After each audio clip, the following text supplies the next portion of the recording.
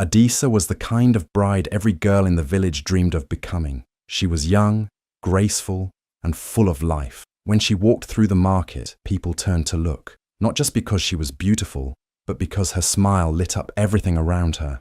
So when news broke that she was marrying Obadel, the richest and most respected man in Kondo, the whole village celebrated. Women ululated in joy, children ran through the streets with flowers, and elders nodded in approval. Obadele was seen as a dream husband, tall, well-spoken, generous in public, always dressed in fine clothes and riding the best horse. Everyone whispered, "Adisa is lucky. She's marrying a king." But they didn't see what Adisa saw. Behind that royal smile was something terrifying, something dark. Their wedding day was a festival. Dancers, music, food, and blessings filled the air. But even as Adisa smiled, something deep inside her felt uneasy. That night, when the music faded and the guests went home, the real story began. The grand house she stepped into wasn't a palace. It was a cage, a golden trap. What no one knew was that Obadele's love came with rules, with silence, with pain. The fairy tale everyone celebrated was about to turn into a nightmare, and Adisa would soon realize she hadn't married a king. She had married a monster. Everyone in Kondo believed Obadele was the perfect man.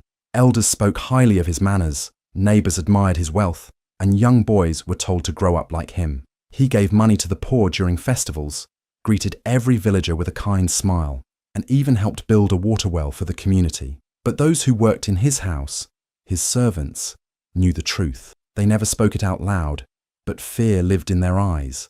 They walked quickly when he was near, never making eye contact, never speaking unless spoken to. They had seen the side of Obadel that the village hadn't, the one that came alive behind closed doors, the one that didn't smile. When Adisa entered his home after the wedding, she expected to find warmth and love. Instead, she was met with cold silence and strict instructions. Obadele handed her a small black book. Inside were rules written in his handwriting. You will wake at 5 a.m. sharp. You will speak only when spoken to. You will eat what I give you when I give it. You will not leave the house without permission. Adisa laughed at first, thinking it was some sort of strange joke. But Obadele's face stayed serious, his eyes sharp.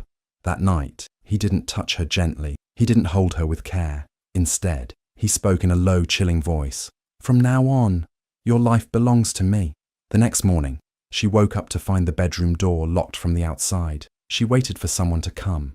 Hours passed. No food, no sound. When the door finally opened, Obadele entered with a plate of cold beans and said, "If you speak out of turn today, you don't eat tomorrow."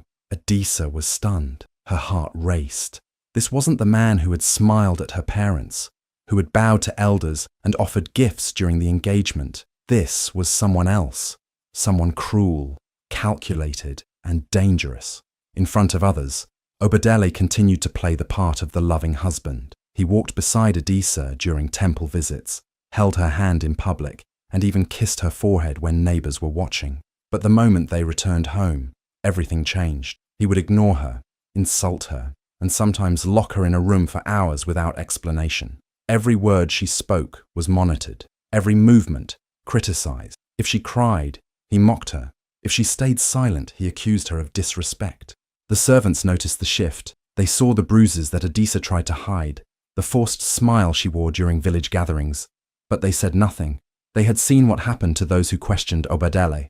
One maid, who had once tried to defend Adisa, was fired and sent away within hours. No one ever heard from her again. Adisa started to feel like a shadow inside her own home. She moved through the halls quietly, her footsteps careful, her words measured. She had no one to talk to, no family nearby, no friend she could trust. Obadele had isolated her completely. He would say things like, "No one will believe you. I am Obadele. I am the hero of this village." And in a way, he was right.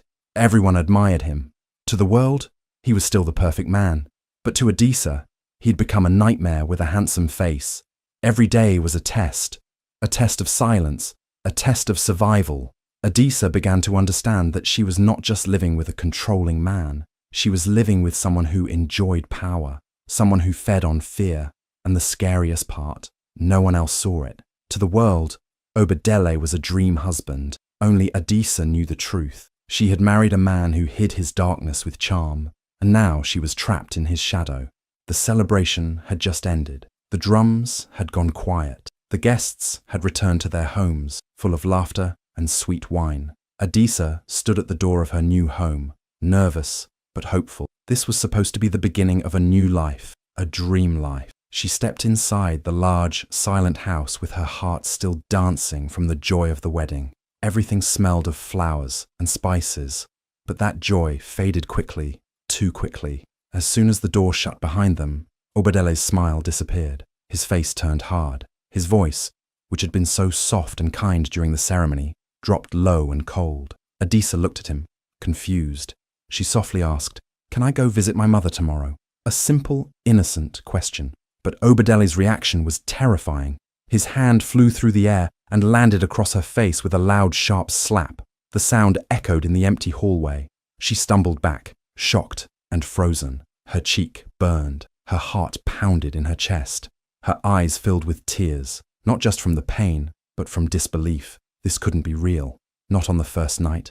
Not from the man she just married. Obadele didn't speak. He grabbed her wrist tightly and dragged her down a dark corridor. The house felt suddenly unfamiliar, like a maze filled with shadows. He opened a small door at the end of the hallway and pushed her inside. Before she could say a word, he shut the door and locked it from the outside. The room was pitch black. No window, no light, no furniture, just a cold cement floor and a thin old mat in the corner. Adisa stood still, trying to understand what had just happened. Her hands shook as she touched the swelling on her face. She sat down on the mat, knees pulled to her chest. She wanted to scream, but fear held her throat shut. Her wedding clothes still clung to her skin, heavy and uncomfortable. The golden bangles on her wrists felt meaningless now. She had dreamed of this night since she was a child, wearing red, becoming a wife, being loved. But this night had turned into a prison. Hours passed. The silence in the room was loud. She couldn't see anything, only feel the weight of the darkness pressing on her. She cried softly, trying not to make a sound. Maybe if she stayed quiet, maybe if she did everything right, this would just be a bad night, a mistake, something that would pass. But deep inside, something told her this was just the beginning. She tried to sleep, but the fear wouldn't let her. Every creak of the house, every distant sound made her jump. She lay there, staring into the dark, wondering what she had done to deserve this, wondering how someone who smiled so kindly in front of her parents could be this cruel behind closed doors. Her eyes remained wide open until the sun rose, but even daylight couldn't touch the blackness she felt inside. That first night changed everything. It broke something in her. Not completely, but enough to make her understand. This wasn't a marriage. This wasn't love. It was control. It was fear. It was the beginning of a story no one would believe unless they saw it with their own eyes. And the scariest part? It was only the first night. Every day in Adisa's life felt like walking on glass. From the moment she opened her eyes, she had to remind herself to stay silent, to move slowly, and never do anything that might upset Obadele. The man who had once charmed her family with sweet words now treated her like she didn't matter. He didn't need to scream to scare her. His silence was more terrifying. He had made it clear she would live by his rules or not live at all. Food became a weapon. He didn't see it as a basic need. He saw it as a reward or punishment. Most days, Adisa was given just one meal, and even that was never enough. Sometimes it was a few spoonfuls of dry rice. Other times, just a piece of hard, leftover bread. No fruits, no meat, no milk, nothing that made her feel full. Her stomach constantly ached, but she had learned not to ask for more. Asking meant punishment. Meanwhile, Obadele would sit at the dining table like a king. His plates were always full. Roasted chicken, hot stew, sweet yams dripping with oil, and steaming bowls of vegetables. The smell filled the entire house. Adisa wasn't allowed to sit at the table with him. She had to sit on the cold floor, legs crossed, hands in her lap, watching him eat every bite. Sometimes, he would look at her and smile, an evil smile, like he was enjoying her hunger. He'd lick his fingers slowly, watching her eyes follow the food, then say something like, "This is what good wives get, but you're not one yet." There were moments when he'd pour her a glass of water, let her hope for a second, then slowly tip it over, letting it spill across the floor. "If you want it so badly," he'd whisper, "lick it from the ground." And Adisa, starving, weak, desperate, would stare at the wet floor, holding back tears. Sometimes she would lower herself, ready to do it. Other times, she would sit frozen, choosing dignity over survival, even if just for that moment. He also controlled when she could speak. If she spoke without being asked a question first, he would punish her. He'd say she was disrespecting his rules. One evening, she had whispered a prayer before eating. He slapped the bowl from her hand, letting the little food she had spill across the floor. "You don't talk unless I tell you," he snapped. That night, she went to bed hungry again. Her body grew weaker day by day. Her cheeks sank in, her ribs started to show, and her clothes began to hang off her like empty sacks. But Obadel didn't care. If anything, it gave him more power. He liked seeing her suffer. He liked knowing she was completely under his control. Her words were his to silence, her hunger his to play with, her pain his entertainment. Adisa didn't just lose weight during those days. She lost her voice, her strength, her sense of being alive. Every bite she missed, every word she held back, every tear she swallowed was another piece of herself gone. She was no longer living, she was surviving. And the man who promised to protect her was the very one destroying her. One meal, one rule, one cruel moment at a time. There were days when Adisa wished hunger was the only pain she had to bear, but hunger was nothing compared to Obadele's rage. When he was angry, which was often, he didn't shout or argue. He attacked, and he didn't need a reason. A glance he didn't like, a sound she accidentally made, a question she dared to ask. It was enough to turn his eyes dark and his hands deadly. He used whatever was closest to him. Sometimes it was his thick leather belt, which left long red lines on her back. Other times it was a broomstick, which broke once from how hard he hit her. And on one terrifying day, it was a heavy piece of firewood. He had returned from the village with fury in his face, slammed the door behind him, and didn't even speak before grabbing the log from beside the fireplace. Adisa didn't even have time to ask what she had done wrong. The first blow hit her shoulder, the second, her side. She tried to protect herself, curling into a ball, but he kept hitting her, legs, back, arms, anything he could reach. Her nose started bleeding, her eyes swelled shut. She couldn't see, couldn't cry, couldn't scream. She could only feel the burning pain and hear the sound of wood hitting skin again and again. Her body eventually gave up. She collapsed on the floor, her head spinning, the world turning black. She passed out right there on the cold tiles, blood running from her mouth, her ribs throbbing. When she woke up hours later, everything was still. The room was dark. Her lips were dry and crusted with blood.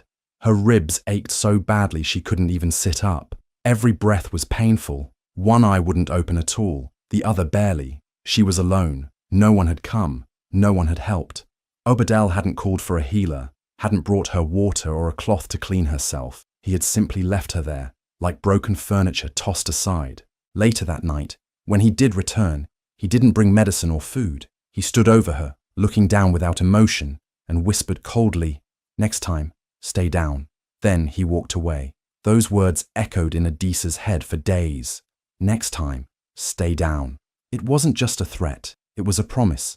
A warning that he would hurt her worse if she ever stood up to him again.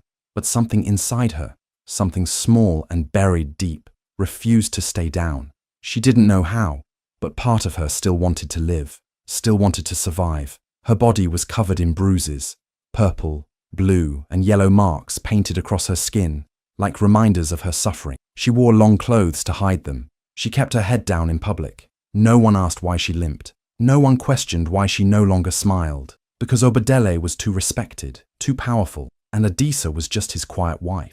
But in her silence, she was building something, a memory of every slap, every kick, every cruel whisper, a strength formed from her pain. And though her body had broken many times, her spirit, somewhere deep inside, was learning how to stand, even if she had to crawl first. It started with a small argument, barely even that. Adisa had asked why Obadele didn't let her step outside to get some fresh air. She had spoken in a soft voice, with no anger or disrespect, just a tired plea. But Obadele's face twisted with fury. He didn't raise his voice or hit her, not that day. He simply stood still for a moment, then said, You won't eat until you learn your place." That night, there was no food. Adisa thought maybe he was just angry and would forget by morning. But the next day came, and there was nothing again. No rice, no bread, not even water. Her stomach ached. Her lips began to dry, but she dared not ask. On the third day, her legs shook when she stood. Her hands trembled from weakness. She leaned against the wall to keep herself upright, her thoughts foggy from dehydration. She whispered through cracked lips, "Please, just a little water." Obadele walked in holding a full clay cup. Her heart lifted for a moment. Maybe he had changed his mind. Maybe he would show mercy. But instead, he slowly tipped the cup over and let the water spill onto the dusty floor. Then he looked at her and said, "If you want it, lick it." Adisa fell to her knees. Her pride, already worn down from years of cruelty, couldn't hold her up anymore. She lowered her head toward the wet floor, tears mixing with the muddy water. She didn't want to do it, but her body was screaming for life. As she brought her lips closer, Obadele laughed softly and whispered, "That's better. Your pain is teaching you respect." He continued this punishment for 6 long days. Each day he would eat in front of her, warm stew, grilled fish, and fresh fruit. The smell was torture. He would drink cool water slowly, letting droplets fall down his chin, knowing she was watching every drop like it was gold. Sometimes he would bring a jug of water into the room and place it where she could see it, but never touch it. It became a cruel game to him, a show of power. At night, when she curled into a ball from weakness, he would stand at the doorway and speak in a calm, chilling voice. "You think you're suffering? This is kindness. I could do worse. I should do worse. Maybe then you'll finally understand who I am." He said these things not in anger, but in control, like a teacher giving lessons. Adisa's body was shutting down. Her mouth was dry like ash. Her skin looked pale and paper-thin. Her bones ached. Her breath was slow and shallow. She prayed in her heart for strength, not just to survive, but to keep her mind from breaking. Hunger was pain, but thirst was worse. It made her dizzy, made her see things that weren't real. She could hear the sound of water in her dreams, feel it on her tongue in her sleep. But every time she woke up, her lips were still dry, and her body still empty. On the 6th day, she collapsed in the hallway. Her body just gave up. She lay there, unable to move, barely breathing. When Obadele saw her, he didn't rush to help. He crouched beside her and said, "You brought this on yourself. Maybe next time, you'll remember your place before speaking." Then he walked away. That moment, lying on the cold ground, something changed in Adisa. Her body was weak, but inside, a fire started to burn. Not from anger, but from the will to survive. She knew she was close to death, but if she lived, even just one more day, she would never forget this pain. And one day, she would use it. She would turn it into something stronger than fear, something Obadele would never be able to take away again. One morning, after months of silence and suffering, Adisa saw a small chance to escape. Obadele had gone to the market, and for once the house felt quiet. The guards were distracted, and the servants were cleaning the yard. She waited, heart pounding, until the back gate was clear. Her feet were weak, her body thin, but her mind screamed, "Run!"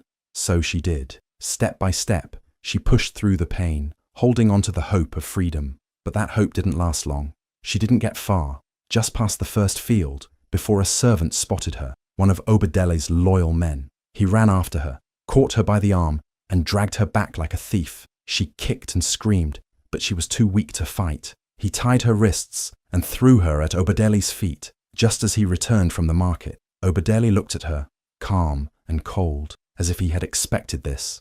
He said nothing at first.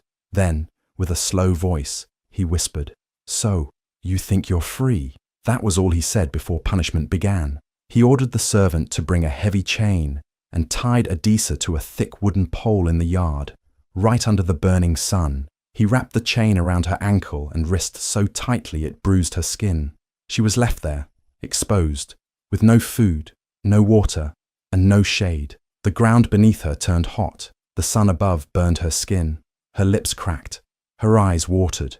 She begged for mercy, but he only laughed. Whenever she cried out, he would step outside, look at her like she was an animal, and say, "This is what happens when wild things try to run." She stayed there for 2 full days. Flies gathered around her wounds. Her skin turned red and blistered. She lost track of time, slipping in and out of consciousness. She whispered prayers through dry lips, unsure if anyone or anything was listening. Obadeli didn't hide what he had done, but he also didn't tell the truth. When neighbors asked why Adisa hadn't been seen, he told them, "She's unwell, caught a fever. She's resting." Because he was respected in the village, no one questioned him. No one came to the house to check. No one saved her. By the second night, Adisa could no longer cry. Her tears had dried. Her voice had gone quiet. But in her heart, something refused to die. She thought about her mother, about the girl she used to be, the one who laughed, danced, and believed in love. She wasn't dead. She was still there, deep inside, waiting for a chance to rise again.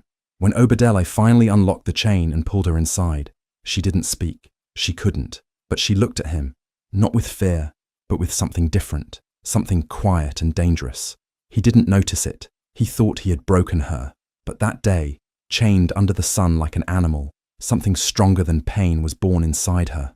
A silent vow. One day, she would leave, not crawling, not begging, but walking out with her head high, and Obadele would be the one left in chains. That night was colder than most. The wind howled through the trees, and the moonlight barely reached the floor of the dark room where Adisa lay. Her body was nothing but skin and bones, covered in bruises and cuts.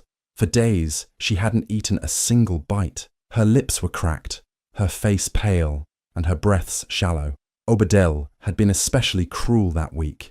His anger had no limit. He had beaten her until her arms stopped moving and her voice no longer cried. She had passed out mid-scream, her body too weak to take any more. When Obadele returned to the room hours later and found her still, cold and silent, he stood over her body, watching. He kicked her lightly to check for a reaction. Nothing. No sound. No movement. Not even the smallest twitch. He knelt beside her, checked for breath, and when he felt nothing, he smiled. He truly believed she was gone. Finally, he whispered, "You should have died long ago." Instead of calling anyone or burying her with respect, he dragged her limp body through the back of the house, wrapped in an old cloth, and carried her deep into the forest. The trees were thick, the ground was wet, and animals moved in the shadows. But Obadele didn't care. He found a quiet patch of earth, dropped her body down roughly, and began to dig with his hands. Not deep, just enough to hide the evidence, a shallow grave for the woman he thought he had destroyed. As the first handfuls of dirt landed on her, Adisa felt it. She was not dead. Her breath was weak, like a thread, but it was still there. She couldn't move, couldn't open her eyes, but her heart beat slowly in her chest. And with every breath she took under that cold earth, something inside her screamed, "You are still alive!" She heard the dirt covering her, felt the weight of leaves pressing down. Darkness surrounded her. The air was thin, and her body was broken. But her mind, it was awake, and it refused to die. Obadele stood over the covered mound, wiped his hands, and walked away, certain he'd buried his past forever. But he was wrong. Hours passed. The forest was silent, except for the soft rustle of wind through the trees. Then, slowly, something moved beneath the dirt. A small shift, then another. Adisa's fingers curled slightly. Her lips opened just enough to suck in air. The taste of earth filled her mouth, but it didn't stop her. With every ounce of strength she had left, she clawed at the dirt, inch by inch, fighting her way back to life. Her fingers broke through the surface. Her arm followed. Then, gasping for breath, Adisa pulled her head up from the shallow grave. Her body trembled, her heart pounded, but she was alive. She lay on the forest floor, staring at the stars. Cold, bleeding, weak, but alive. And as she lay there, something inside her shifted forever. She wasn't just a broken woman anymore. She wasn't a victim. She was a survivor.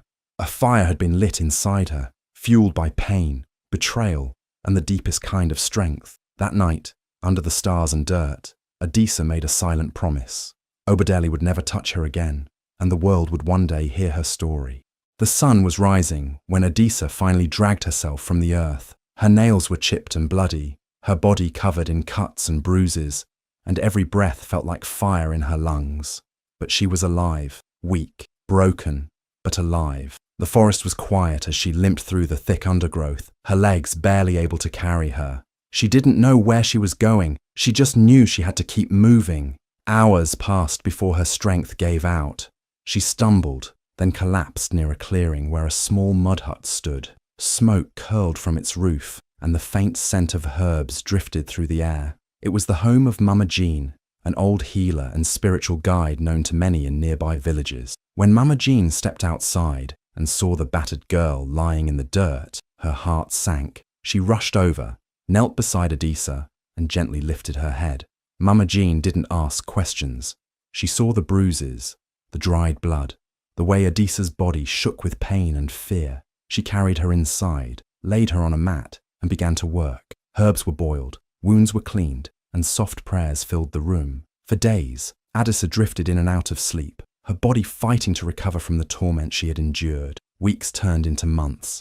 Under Mama Jean's care, Adisa slowly began to heal. Her cuts faded, her bones grew stronger, and the light returned to her eyes.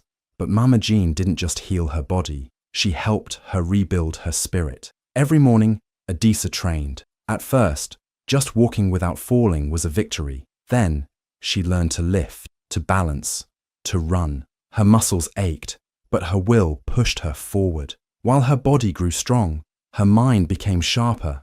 Mama Jean taught her the ways of protection, wisdom, and silence. And in the quiet of the forest, Adisa remembered everything, every bruise, every scream, every moment of pain. But she didn't cry. She turned that pain into power. She began collecting evidence, piece by piece. She traced old scars with her fingers, counted every broken bone in her memory. She had once managed to hide a few photos of her injuries, proof that she wasn't lying. She even remembered where Obadella had left his rulebook, filled with cruel commands and punishments. Mama Jean helped her write everything down, every detail, every date, every horror. Adisa wasn't just surviving now, she was preparing. This was no longer about escape, it was about justice. By the time the season changed, Adisa stood tall again. She no longer flinched at the sound of footsteps. She no longer feared the dark. She had returned from the grave, not as the same girl who once whispered for mercy, but as a woman ready to make her voice heard. The village still believed Obadeli's lies. They thought Adisa had died from illness or gone missing in the forest, but they were about to learn the truth, because Adisa had risen, not just from a shallow grave, but from a place of deep silence. And this time, she would speak so loudly, no one could ever silence her again. Adisa returned not in secret, but with purpose. Her steps were steady, her eyes fierce. The village hadn't seen her in months, and whispers spread like wildfire the moment she appeared. Many believed she was dead, but there she was, stronger, alive, and unafraid. She didn't hide. She walked straight into the village court, where elders and villagers gathered to settle disputes. With a calm voice and trembling hands, she uncovered her arms, her back, and her legs, showing the scars Obadele had left behind. Gasps filled the air. No one had known. Obadele had fooled them all with his smiles, his generosity, his good name. But Adisa had the truth and proof. She told them everything, the beatings, the starvation, the night he left her for dead in the forest, and she didn't flinch when she spoke his name. Obadele, once the most respected man in Kondo, was dragged out by guards, his face pale with shame. He tried to deny it, but the evidence, the scars, and the pain in Adisa's voice left no room for lies. The elders ruled against him. He was stripped of his titles, banished from the village forever. Justice had been served, but Adisa didn't stop there. She knew there were more women, silent, scared, hiding in shadows just like she had once done. So she built something new, a safe place, a home. She called it House of Adisa. It started as one small hut, then 2, then 5. Women came from faraway villages, some carrying bruises, others carrying babies. They were welcomed with food, rest, and warmth. And Adisa, she sat with each one, held their hands, and told them the words she once whispered to herself in the dark. I am not broken. I am rebuilding. She taught them how to speak up, how to stay safe, and how to find strength in their stories. What was once her grave had now become her foundation. From the ashes of her pain, she had built a place of hope. And now, every woman who walked through her doors knew one thing for sure: survival was just the beginning.